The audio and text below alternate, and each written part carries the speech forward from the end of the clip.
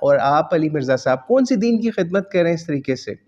کتنی اچھی باتیں کی ہیں ابو بکر قدوسی نے، لیکن اس کا اصل چہرہ کیا ہے وہ ہم نے آپ کو دکھا دیا کہ مولانا اسحاق کی اور ابن عربی کی تکفیر کا رستہ یہ بندہ کھول رہا ہے، ان کے اوپر ختم نبوت کے حوالے سے الزام لگا کے،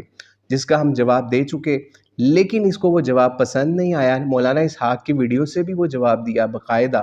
جو انہوں نے ان کی ویڈیو کے ساتھ پروپیگنڈا کیا۔ لیکن بہرحال جو جھوٹا ہوتا ہے یا جس نے بہتان لگانا ہوتا ہے